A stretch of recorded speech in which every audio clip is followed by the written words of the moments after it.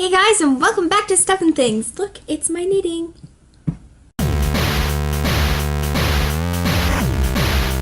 So what I wanted to talk today about is these really cool bacterias that scientists found make electric charges, meaning that we could possibly use these as batteries. So the bacteria Shawinella onadensis? Yes. It's found in all the water across the entire globe, so it doesn't matter where you are, you're going to find this bacteria. Dr. Tom Clark from the University of East Anglia in the UK, of course, because you know Anglia, come on. He created a synthetic strain of this bacteria in lab, and the reason why they decided to study it in the first place was because they noticed that the iron and manganese levels in water would rise and fall depending on the time of year. And what it turns out happens is that when there is a lot of this bacteria and it comes into contact with these minerals, they create electric charges and therefore create a chemical change to the minerals, changing them in the water. So that's why the levels go up and down depending on the time of year and depending on how much bacteria is in the water. So the reason why this is kind of cool is because in inhospitable environments where we would probably have no access to any sort of power to do what we need to do to perhaps survive, or at least let our legacy live on and people know how we died heroically. Anyway, so this could be a resource that we could possibly use in order to survive or relay our legacy. And the other thing I wanted to talk about today was Proposition 8 in California is being reviewed and possibly revoked today. And if you have no idea what Proposition 8 is, it is the horrible thing that made it illegal for gay people to get married.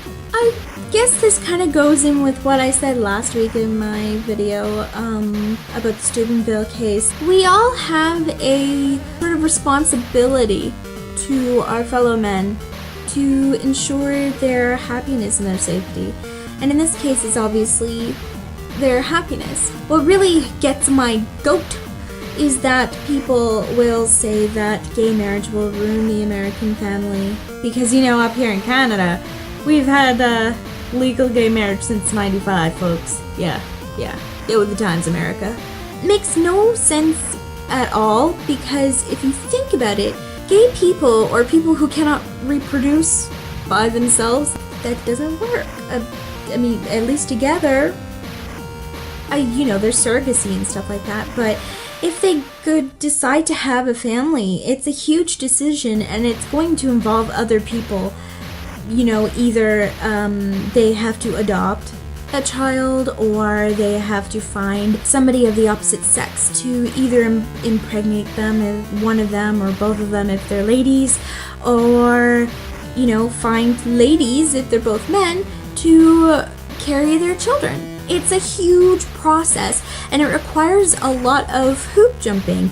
They have to wait years before they can get a child sometimes. So, ruining the American family makes absolutely no sense, considering how stringent people are about where they, place children. Unless you're a hetero couple, in which case you could be meth heads and have a bajillion children and nothing gets done about it. So anyway, I am hoping that it gets revoked and that people can get married in California again, no matter what sexuality they are, no matter what kind of relationship they're in. And I hope the rest of America follows suit soon. I mean, America will, because that's just the way everything is going. We want everybody to be treated equally. We don't want to, say that anybody is any sort of second-class citizen based on these petty things.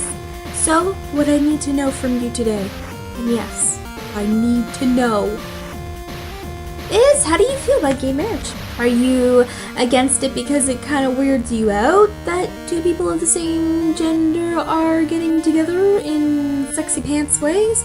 Or, are you happy that people can just find love, no matter what's in the pants. Let me know in the comments down below, and I will see you later this week.